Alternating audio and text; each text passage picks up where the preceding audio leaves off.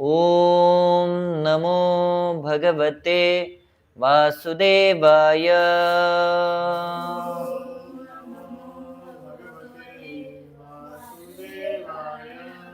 Hare Krishna, reading from Srimad Bhagavatam, Canto number 1, chapter number 5, entitled as Narada's Instructions on Srimad Bhagavatam for Vyasadeva, and text number 2. Narad उवाच पाराशर्य महाभाग भवतः कश्चिदात्मना परितुष्यति शारीर आत्मा मानस एव वा. Translation and purport by His Divine Grace A.C. Bhaktivedanta Swami Maharaj Srila Prabhupada. Srila Prabhupada ki. Translation. Addressing Vyasadeva, the son of Parashar, Narad inquired, "Are you satisfied by identifying with the body or the mind as object of self-realization?" Purport. This was a hint by Narad to Vyasadeva regarding the cause of his despondency. Vyasadeva, as the descendant of Parashar, a greatly powerful sage, had the privilege of having a great parentage, which should not have given Vyasadeva cause for despondency. Being a great son of a great father, he should not have identified the self with the body or the mind. Ordinary men with a poor fund of knowledge can identify the body as self or the mind as self, but Vyasadeva should not have done so. One cannot be cheerful by nature unless one is factually seated in self-realization, which is transcendental to material body and mind. हरे कृष्ण. तो सभी zoom भक्तों के लिए मेरे सामने जितने भी सारे भक्त बैठे हुए हैं वो मैक्सिमम 18 के नीचे है, तो मुझे बैलेंस करना है कि मैं जो वरिष्ठ लोग हैं 18 से ऊपर उनके हिसाब से भी लेक्चर दूँ और जो छोटे हैं उनके हिसाब से भी लेक्चर दूँ. तो ये प्रयास मैं अभी करने वाला हूँ. तो आप सभी का स्वागत है आज के हमारे इस्कॉन गोरेगांव वेस्ट के श्रीमद् भागवतम कक्षा में. यहाँ पे हम देख रहे हैं कि व्यासदेव जी का जो भी नैराश्य था उसका समाधान करने के लिए, उसको सोल्यूशन या निवारण करने के लिए उनके गुरु श्रील नारद मुनि उनके आश्रम में पधारे और उनका यथोचित गौरव और आदर आतिथ्य करने के बाद नारद मुनि और व्यासदेव के बीच में भी कन्वर्सेशन चल रहा है, वो संभाषण कर रहे हैं. तो व्यासदेव जी ने अपना जितना भी प्रॉब्लम है जीवन का समस्या जो है वो नारद मुनि को बताई है. भौतिक जगत में ऐसा बिल्कुल भी नहीं जरूरी है कि हमें कोई प्रॉब्लम, कोई तकलीफ, कोई समस्या आने वाली नहीं. भौतिक जगत पूरा समस्याओं से भरा हुआ है. हमें लगता है कि देखो कितना अच्छा सैटरडे संडे आया है, लेकिन याद रखने का हमेशा संडे के बाद मंडे आता है, और संडे को हम जितना हॉलीडे में खुशी मनाते हैं उतना ही तकलीफों से हम स्कूल में भी जाते हैं ना मंडे को, या खुशी खुशी जाते हैं. अब मैं तो छुट्टी ले लेता हूँ. ओके. हरे कृष्णा. तो जिस प्रकार से अभी बच्चों के लिए स्कूल रहता है तो बड़े व्यक्तियों के लिए हमेशा जॉब रहता है. तो मंडे के दिन सही में सुबह बिल्कुल भी इच्छा नहीं होती किसी को जाने. तो चाहे छोटा रहे या बड़ा रहे, भौतिक जगत इस तरीके से बना हुआ है कि यहाँ पे कभी खुशी और कभी गम 100% आने वाले हैं. श्रीमद् भागवतम में अब कितने भी वरिष्ठ, कितने भी एडवांस्ड एंड प्रगतिशील भक्तों को भी क्यों ना देखे, उनके जीवन में भी समस्या आई हुई है. तो भगवत भक्त भले शुद्ध क्यों ना रहे, उनके जीवन में भी भौतिक जगत में आने के बाद समस्याएं रहती है, परंतु उनमें और हमें फर्क ये रहता है कि वो समस्याओं में भी भगवान के चरण कमलों के प्रति स्थित रहते हैं. वहां पे वो हमेशा समर्पित रहते हैं. हमारा समर्पण थोड़ा सा हिल जाता है जब भी कभी हमारे जीवन में समस्या आती है. हमारी मालाएं, हमारे 4 नियम, हमारा डिवोशनल सर्विस साइड ट्रैक हो जाता है, और क्योंकि हम बहुत डिस्ट्रैक्टेड रहते हैं तो सबसे पहले मैं समस्या का निवारण कैसे करूं, यह हमारे जीवन का गोल रहता है. परंतु शुद्ध भक्त के जीवन में ऐसा होता है कि कितनी भी समस्या आए तो उनका गोल फिक्स रहता है, उससे वो हटते नहीं है और उसी की वजह से उनके समस्याओं का निवारण इधर डायरेक्टली भगवान करते हैं और भगवान के भक्तों के द्वारा या गुरु के द्वारा डायरेक्टली होता है। तो यहाँ पे जब व्यासदेव के जीवन में समस्या आई है तो उसका निवारण करने के लिए डायरेक्ट उनके गुरु पधारे उनके आश्रम में कि आपके समस्या का निवारण मैं कर दूं। तो कभी भी कोई भी व्यक्ति को काउंसलिंग करते वक्त ऐसा है कि वो व्यक्ति सामने है, उसको प्रॉब्लम क्या है पहले वही समझ में नहीं आता है, तो सॉल्यूशन थोड़ा दूर की बात है। तो हम पहले उसको प्रॉब्लम समझाने की कोशिश करते कि आपका प्रॉब्लम क्या है एंड फिर उसको हम सॉल्यूशन देते है ना। मेनी टाइम इट हैपेंस कि मेरे जीवन में कुछ तो हो रहा है। अगर आप डॉक्टर के पास जाते हैं तो डॉक्टर कुछ तो हो रहा है, क्या हो रहा है, यहाँ पे ऐसा दर्द हो रहा है, लेकिन क्यों हो रहा है वो पता नहीं है।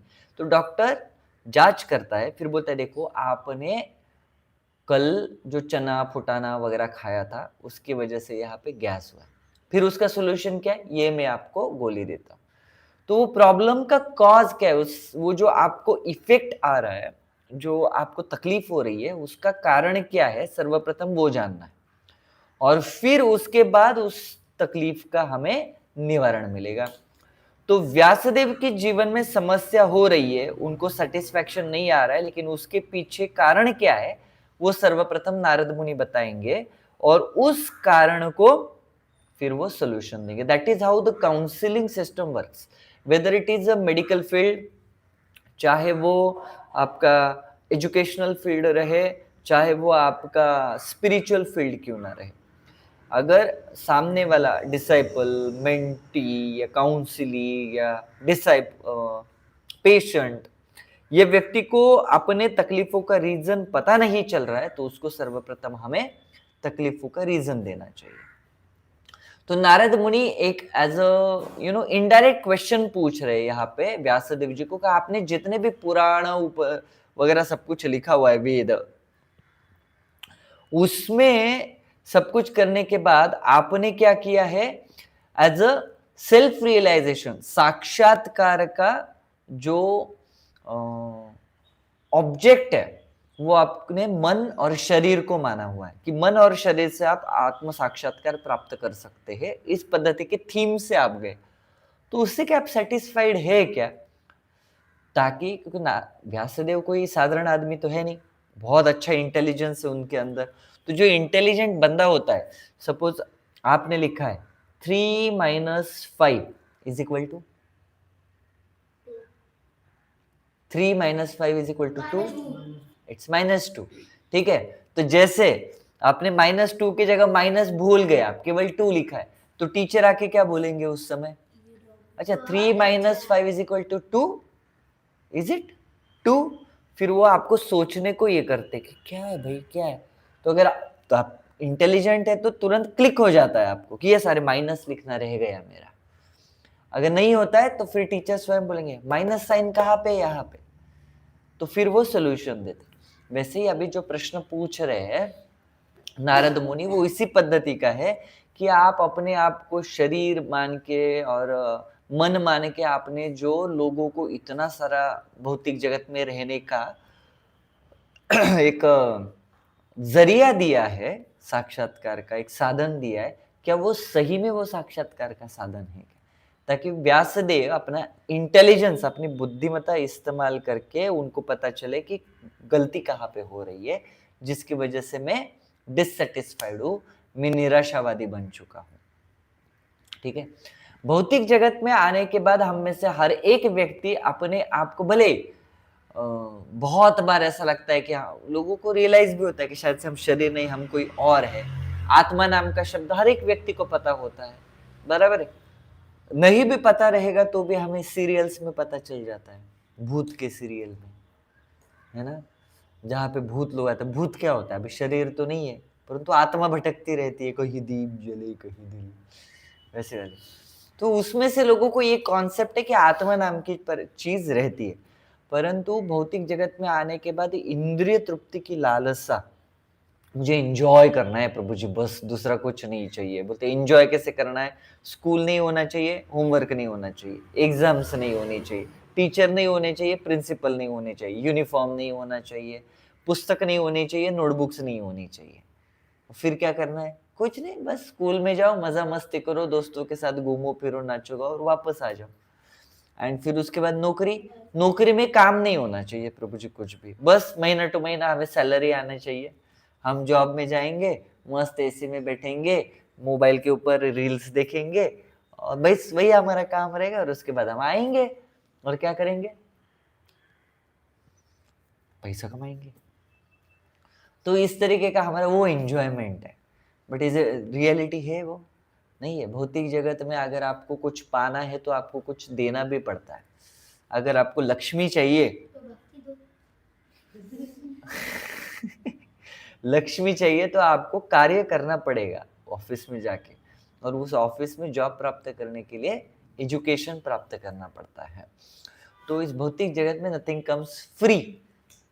ठीक है, भक्ति भी फ्री में नहीं मिलेगी। मंदिर में आके लेक्चर सुनना पड़ेगा, हरिनाम का जप करना पड़ेगा, 16 माला करनी पड़ेगी, 4 नियमों का पालन करना पड़ेगा, मंदिर में आके संडे को संडे फीस्ट के लेक्चर में सेवाएं करनी पड़ेगी, तब जाके भक्ति मिलेगी। बस हाँ अभी भक्ति लाओ लाओ, ऐसी भक्ति नहीं मिलती है। तो कुछ कार्य, कुछ मेहनत करने के बाद ही इस भौतिक जगत में रिजल्ट प्राप्त होते हैं। तो इस भौतिक जगत में जीना कैसे है ये व्यासदेव जी ने सिखाया। परंतु इस भौतिक जगत में आने के बाद हाईएस्ट चीज क्या है? Which is Krishna Prem and Krishna भक्ति और कृष्ण लीला, हरिनाम, हरि कीर्तन, इसके बारे में अभी तक बताया नहीं। इसलिए उनको भी क्या हो रहा था? तकलीफ हो रही थी, उनको भी सेटिस्फैक्शन नहीं मिल रहा था। तो नारद मुनि यहाँ पे आके वही बोल रहे। तो देखिए, जब हम अपने आप को शरीर समझते हैं, हम अपने आप को मन, ये बुद्धि, ये अहंकार समझते हैं, तो हमें भौतिक जगत में सेटिस्फैक्शन होता है। व्यासदेव जी को नहीं मिल रहा है। जब उन्होंने अपना सारा कार्य करने के बाद, इतने बड़े व्यासदेव जो है भगवान के एम्पावर्ड इनकारनेशन है, वो भगवान ने उनको वो शक्ति प्रदान की हुई है, इस पद्धति के अवतार है वो भगवान को, उनको शक्त्यावेश अवतार बोला जाता है। अगर वो व्यक्ति भी अपने जीवन में खुद को शरीर और आत्मा से ये करते हुए ज्ञान देता है, तो उसको भी जीवन में सेटिस्फैक्शन, संतुष्टि नहीं मिलती है। तो ऐसा व्यक्ति जो अपने आप को केवल आत्मा नहीं समझेगा, केवल शरीर समझेगा और शरीर के लिए जीवन भर कार्य बनेगा, शरीर खुश तो सब कुछ खुश, मन खुश तो सब कुछ खुश, मैं ही शरीर हूं, मैं ही ये मन हूं, मैं ही अहंकार हूं, ऐसे बोलते हुए अगर वो व्यक्ति अपने जीवन में चलता रहेगा तो उसको सेटिस्फैक्शन कैसे मिलेगा? व्यासदेव जी को संतुष्टि प्राप्त नहीं है, तो हम जैसे साधारण जीवात्माओं को संतुष्टि कैसे प्राप्त होगी? बिल्कुल भी नहीं प्राप्त होगी। तो जो व्यक्ति केवल मन, बुद्धि, अहंकार और शरीर के स्तर के ऊपर आनंद प्राप्त करने की कोशिश करता है, उसको इस भौतिक जगत में आनंद की प्राप्ति बहुत रेयरली होगी, कभी कभार इधर उधर जाते होते। It is said, what is the definition of pleasure in this material world? The free gap between two sorrows, two anxieties or two miseries is called as a sukha in this material world, a pleasure in this material world. मतलब सुख की व्याख्या की है, दो दुखों के बीच का जो पॉज वाला गैप रहता है ना, उसको सुख बोला जाता है इस भौतिक जगत में। ये इस भौतिक जगत के सुख की डेफिनेशन है। एक्चुअली सही में सुख क्या होता है, इसका अनुभव ही हम लोगों ने अभी तक भौतिक जगत में किया नहीं है। सही में आध्यात्मिक जो प्लेजर होता है वो सुख होता है। भगवान की सेवा करते वक्त, भगवान की लीलाएं सुनते वक्त जो हमारे रोमांच खड़े हो जाते हैं, वो सही में सुख, वो सही में आनंद की प्राप्ति है हमारे लिए, और वो हमारा रियल नेचर है। परंतु हम इतने असौभाग्यशाली और कम सौभाग्यशाली है कि कभी कभी हमारे सामने वो आनंद आने के बाद भी हमारे इनसिंसियर हार्ट की वजह से हम उसे एक्सेप्ट नहीं कर सकते। भक्ति में आने के बावजूद भी हम अपने भौतिक इंद्रिय तृप्ति को कभी भी छोड़ नहीं सकते हैं कि यही मेरा सर्वस्व है। मैं अपने शरीर, मन, बुद्धि और अहंकार को जितना आनंद देने की कोशिश करूंगा, उतना ही मुझे आनंद प्राप्त होगा। ये हमारा बेसिक कॉन्सेप्ट होता है जो हमें बहुत तकलीफ प्रदान करता है। जो व्यक्ति केवल अपने शरीर, बुद्धि, अहंकार और मन को आनंद देने की कोशिश करेगा और उसके लिए ही सब कुछ करेगा, उसका आनंद बहुत काल तक टिक नहीं पाएगा। कुछ टाइम के बाद वो खत्म हो जाए। जैसे मैं हमेशा उदाहरण बताता हूँ, जब हम छोटे होते हैं तो हमें लगता है कि मम्मी पापा अच्छे हैं। फिर जब हम थोड़े बड़े होते हैं, नहीं मेरे मम्मी पापा मुझे बहुत तकलीफ देते हैं, स्कूल का होमवर्क करने को बोलते हैं, स्कूल जाओ बोलते हैं, दोस्तों के साथ खेलने नहीं देते हैं। क्या आनंद है, मैं जब बड़ा होऊंगा तब मुझे सुख की प्राप्ति होगी। फिर हम जाते हैं, इंजीनियरिंग में जाऊंगा तब मुझे सुख की प्राप्ति होगी, या मेडिकल में जाऊंगा तब मुझे सुख की प्राप्ति होगी। फिर उसके बाद नहीं, जॉब मिलेगा तब मुझे सुख की प्राप्ति होगी। जब जॉब मिल जाता है, लोगों को लगता है देखो मैं बहुत अकेला हूँ, जीवन में कोई तो चाहिए जो मुझे मेरे अकेलेपन को निकाले, मेरा साथ दे। फिर उसके लिए हम क्या करते हैं, शादी कर लेते हैं। और शादी करने के बाद हमें लगता है हाँ मेरा पार्टनर आया है अभी, और वो मुझे बहुत आनंद देगा, सुख से रहेंगे, हम एक दूसरे के साथ गप्पे लड़ाएंगे करके। बाद में क्या पता चलता है 5-6 साल के बाद उसमें भी तकलीफ आती है। तो भौतिक जगत में क्या होता है ना, हमारी समस्या, मटेरियल प्रॉब्लम्स को हम हमेशा मटेरियल सॉल्यूशंस देखते हैं, परंतु हमेशा जरूरी नहीं कि मटेरियल प्रॉब्लम को मटेरियल सॉल्यूशन ही निकले। They are material solution itself becomes a problem in due course of time. जैसे कि पुराने जमाने में लोग जो है वो क्या बोलते, वो एक व्यक्ति, मैसेंजर, दूत को लेके जाते थे, उसके हाथ में लिख के देते थे कि ऐसा आप मैसेज लेके जाइए। तो उसमें 2 दिन, 4 दिन, 5 दिन वगैरह ऐसा लगता था। फिर उसके बाद बोले नहीं, इंसानी क्यों, फिर वो कबूतर वाला सिस्टम आया, प्राणियों को ट्रेन करते थे, कबूतर जा जा जा करते वो चिट्ठी लेके जाता था, उसमें टाइम जाता था। फिर उसके बाद लेटर्स वाली, पोस्ट वाली सिस्टम आई कि फिर चलो कि पोस्ट लगाएंगे, फिर उसमें 8 दिन जाते थे, 4 दिन जाते थे, 2 दिन जाते थे, कम्युनिकेशन गैप होता था हमेशा। फिर उसके बाद वो टेलीग्राम आया जो और जल्दी जाता था। फिर उसके बाद फैक्स आया, वो और जल्दी जाता था। फिर टेलीफोन का आविष्कार हुआ कि तुरंत कम्युनिकेशन होने लगे। फिर पीसीओ वगैरह आते थे। पीसीओ के बाद घर में पर्सनल फोन आने लगे, टेलीफोन आने लगे। फिर बोले टेलीफोन घर से बाहर जाने के बाद कैसे उठा के लेके जाएंगे, तो फिर मोबाइल का आविष्कार हुआ। वो छोटे छोटे छैया छैया वाले फोन आते थे नोकिया के, ठीक है, ऐसे ऐसे दबा के आपके हाथ की उंगलियां दर्द करेगी, इतनी उसके हेवी बटन रहते थे। फिर उसके बाद कलर फोन आए, फिर उसके बाद मल्टीमीडिया फोन आए, फिर उसके बाद एंड्रॉयड फोन आए, फिर उसके बाद अभी 4G 5G वाला कम्युनिकेशन इज लाइक कटैक। यहाँ से मंगल पे रहने वाले, चंद्रमा पे रहने वाले व्यक्ति के साथ भी आप व्हाट्सएप पे वीडियो कॉल कर सकते हैं ना, पक्का। मार्स पे नहीं कर सकते, ठीक है, अमेरिका, यूएसए, कनाडा वगैरह में कर सकते। नाउ ये मोबाइल्स या इन सभी चीजों का आविष्कार इसलिए हुआ था कि communication should be better, public को अच्छे से संभाषण कर सके, अपने प्रियजनों के साथ या अपने बिजनेस की बातें बहुत अच्छे से कर सके। तो किसी महान बंदे ने बोला था कि मोबाइल का आविष्कार कम्युनिकेशन के लिए। अब मुझे बताइए, मोबाइल में केवल हम कम्युनिकेशन ही करते हैं। मैं चर्चगेट में रहता हूं, और अगर मुझे कोई कॉल करता है, बस मैं पहुंच गया, दादर के आ गया है, अरे भाई तू चर्चगेट में है। तो जो चीज कम्युनिकेशन के लिए बनाई है वो सबसे ज्यादा मिसकम्युनिकेशन करवाती है। और मोबाइल में फोन, एंड उसमें भी वो ब्लू टिक आती थी, उसको हम बंद करके रखते हैं ताकि मैंने मैसेज देखने के बाद भी सामने वाले को पता ना चले कि मैंने मैसेज देख लिया है आपका, बराबर है। तो विशेषता मोबाइल के मैक्सिमम यूज आजकल किस लिए होते हैं बताइए।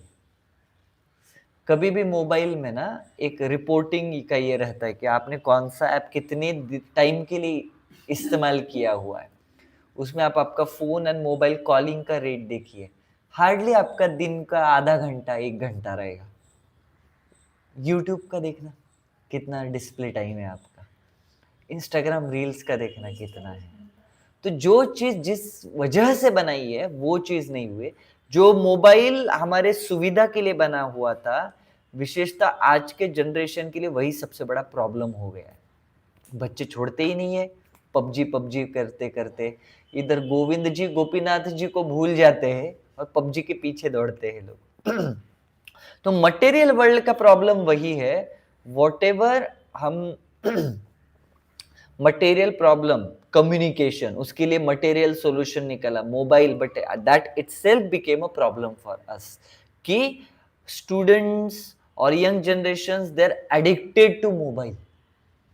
सो मुझे एक बहुत सुंदर सा स्टेटमेंट याद आता है, I think it is a statement of Albert Einstein. हाँ, एल्बर्ट आइंस्टाइन ओनली बोलते हैं, I fear that one day this technology will steal away human interactions between us. That day we will have a generation of fools. मुझे डर लगता है कि एक दिन ये टेक्नोलॉजी, तंत्र ज्ञान जो है, हम लोगों में से ह्यूमन इंटरेक्शंस, जो एक दूसरे के साथ बात करते हैं, ह्यूमैनिटी दिखाते, एक दूसरे के साथ आदान प्रदान करते, ये ह्यूमन इंटरेक्शंस वो हमसे भुला देगा। उस दिन हम केवल मूर्खों की पीढ़ियां बनाएंगे। जो उसके बाद पीढ़ियां आएंगी वो मूर्खों की पीढ़ियां आएंगी। ऐसा अल्बर्ट आइंस्टाइन बोलते हैं, आप सर्च करके देख सकते हैं, उनका स्टेटमेंट है ये। ठीक है, मैं नहीं बोल रहा हूं। तो अब देखिए, आजकल आप पिकनिक पे जाइए, लोग अपना मोबाइल में लगे हुए रहते हैं। आप डिनर के लिए जाए, लोग मोबाइल में लगे रहते हैं। आप इवन मंदिर में भी आएंगे तो लोगों को भगवान का डायरेक्टली दर्शन नहीं करना होता, सबसे पहले कितना मस्त है, कितना मस्त है, क्लिक करो क्लिक करो, एंड किधर डालो, इंस्टा पे डालो। आज देर इज अ भक्ति, यू नो, देर इज नवविधा भक्ति, देर इज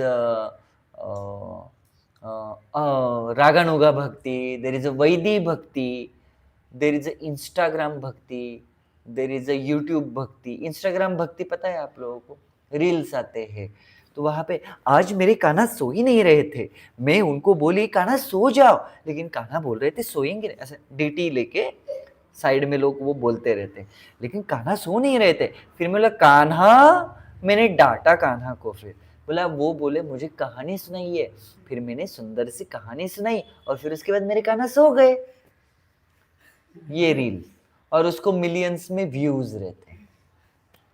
माय गॉड, मैंने बोला माय, कितने शुद्ध भक्त रहते हैं आजकल इस भौतिक जगत में। मैं कलयुग में हूँ या सतयुग में हूँ? सतयुग में भी इतने सारे डीटीज अपने भक्तों के साथ आदान प्रदान नहीं करते थे जितने आजकल भौतिक जगत में इस कलयुग में कर रहे हैं। सब शुद्ध भक्त है, और कभी कभी तो धाम में जाएंगे तो सब शुद्ध भक्त दिखते हैं। ऐसा लगता है भौतिक जगत में कलयुग केवल हमारे लिए ही है।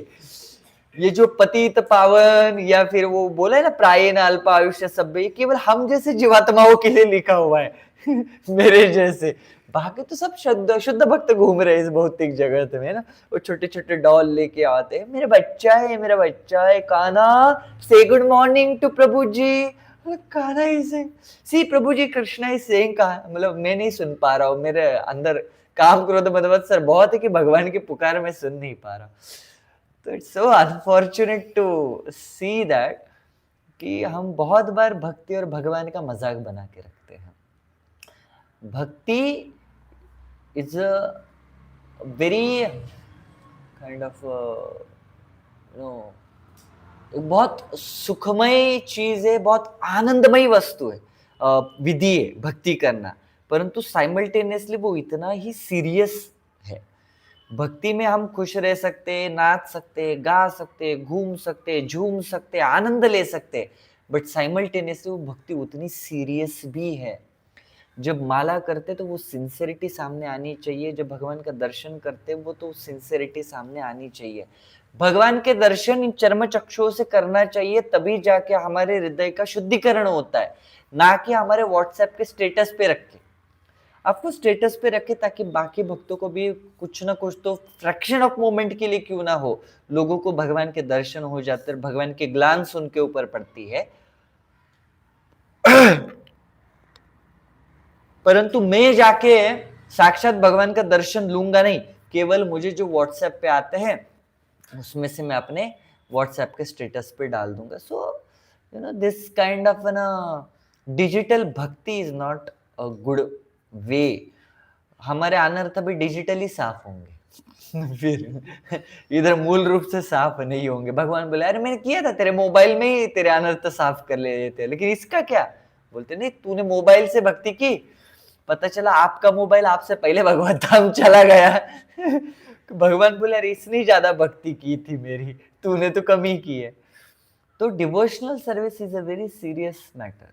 ऑफ कोर्स भक्ति में आने के बाद वो आनंद की प्राप्ति हमें होती है, परंतु स्टिल कुछ चीजों में हमें हमारे सिंसियरिटी दिखानी चाहिए। वैष्णवों के संग में, वैष्णव सदाचार में, भक्तों के आदान प्रदान में, हमारी माला करते वक्त, 4 नियमों का पालन करते वक्त, तभी हमारी भक्ति में प्रगति हो सकती है। अन्यथा it becomes very much difficult for us to do devotional service. और फिर क्या होता है, जब डिवोशनल सर्विस बहुत अच्छे से नहीं होती तो we start identifying ourselves with the body. भक्ति में आने के बाद हमें पता चलता है कि we are not this body, we are spirit soul. परंतु भक्ति में जब अच्छा नहीं होगा, वैष्णव एटिकेट का अच्छा पालन नहीं होगा, तो धीरे धीरे क्या होता है, उस भौतिक इच्छाओं के प्रति अपना मन ज्यादा अट्रैक्ट होते जाता है। और फिर क्या होता है, उन इच्छाओं को पूर्ण करने के लिए जो एंडेवर, जो प्रयत्न हमें भक्ति में आगे बढ़ने के लिए करना चाहिए, वो हम भौतिक इच्छाएं पूरी करने के लिए करते हैं। फिर धीरे धीरे हमारा भक्ति में से मन जो है वो हटना चालू हो जाता है, हमारी मालाएं वीक हो जाती है, हमारे 4 नियम वीक हो जाते हैं। धीरे धीरे भक्ति से बाहर निकलते हुए हम कैसे भौतिक कार्यकलापों में लग जाएंगे वो हमें भी पता नहीं चलेगा। इसीलिए भक्ति में हर एक कार्य को बहुत सीरियस वे से और बहुत सिंसियरिटी से करना चाहिए हम लोगों को। जैसे कि उस दिन में 2002 या नहीं, नॉट 2002, 2012 के कुछ तो आसपास का, 22 के आसपास का, सॉरी, परम पूज्य लोकनाथ स्वामी महाराज का नोएडा में जो हुआ है वो कीर्तन सुन रहा था। और जब महाराज ऐसा हारमोनियम के ऊपर अपनी उंगली देखते, फिर सामने आई थिंक उनका नाम राधा गोविंद देव है, नोएडा के डीटीज का, तो महाराज देखते और उसके बाद महाराज आंखें बंद करते। और जब वो महाराज फर्स्ट ये बोलते हैं तो the way his face becomes curled as a little bit, Hare Krishna that intensity I could see. Even 2009 में जब श्री मायापुर धाम में पंचतत्व का महाअभिषेक हो रहा था, उस समय somehow और फॉर्चुनेटली हमें अंदर टेम्पल हॉल में बैठने का मौका मिला। And like I was sitting here, and ये हमारा जो मंदिर का टेम्पल हॉल है, वहाँ पे महाराज थे और सारे प्रॉपर डिसाइपल्स वगैरह बैठे हुए थे उस जगह पे। जैसे ही भगवान का ऑल्टर खुला, अभिषेक शुरुआत होने ही वाला था, महाराज ने श्री कृष्ण चैतन्य प्रभु दया करो मोरे ये भजन गाना चालू किया। इट्स नॉट लाइक दैट कि मैं भक्ति में बहुत आगे बढ़ा हूँ, बहुत प्रगतिशील हूँ और मुझे अष्ट सात्विक विकार वगैरह, ऐसा कुछ नहीं है। बट उस दिन मैंने वो जो टेम्पल हॉल का एटमोस्फियर देखा, जो इंटेंसिटी थी जिससे परम पूज्य लोकनाथ स्वामी महाराज ने वो भजन गाया, माय गॉड, आज तक मतलब वो जो गुज़बम्स आ रहे थे उस समय, वो वातावरण को देखते, वो एक्चुअली वो टेम्पल वाला ऐसा लग रहा था कि ये आध्यात्मिक जगत है। और उस टाइम पे मतलब मैं बहुत बच्चा था उस समय भी, बट मैंने वो महसूस किया उस जगह पे, हर एक व्यक्ति वहां पे जो था वैसा सरचार्ज हो गया था कि समथिंग डिफरेंट है, वो वातावरण कुछ अलग है, the way Maharaj is singing is completely different. तो वो अनुभव हुआ उस समय कि आध्यात्मिक जगत क्या रहता है, या एक भक्त जब भगवान के शुद्ध भक्त भगवान का हरिनाम लेते अपनी इंटेंसिटी, जब हम उनको अपने सिंसियरिटी से सुनते तब हमारे जीवन में क्या बदला। वही सेम भजन मैंने यूट्यूब पे सुना, कभी वो अनुभव नहीं आया मुझे, वो गुज़बम्स नहीं आए, क्योंकि उस समय वहां पे वो वातावरण था, भगवान था, और महाराज के डायरेक्ट जो मुखारविंद से निकल रहा था वो फ्रीक्वेंसी, वो ऑरा डायरेक्टली कान में जा रहा था, तो वो अलग ही एटमॉस्फेयर था। तो वैसे हम अपने जीवन में जब भी कभी अपने आप को शरीर और मन बुद्धि अहंकार से अलग समझ के भगवान के भक्ति में अपना चित्त डालते हैं, तो उस समय वो अनुभूति हमें डेफिनेटली होती है। और ये जो नई निराशा, तकलीफें, समस्याएं हैं, वो अपने आप दूर होना चल रहा था। दूर नहीं भी हुई तो भी वो तकलीफ नहीं होती है, ऐसा एंग्जाइटी नहीं होती, हाय राम अब आगे क्या होगा, नहीं। हम बहुत आराम से भगवान के सामने अपने आप को एक्सप्रेस करते हैं, और तक क्या बोलते हैं सब, वो जो एंग्जाइटी, वरी और स्ट्रेस जो आता है ना हमें, टेंशन जो आता है, उससे हम दूर हो जाते हैं, या वो टेंशन में नहीं आते। भगवान वो टेंशन को दूर कर देते हैं हमारे। हरे कृष्ण। ग्रंथराज श्रीमद् भागवतम की, श्रील प्रभुपाद की, निताय गौर प्रेमानंदे।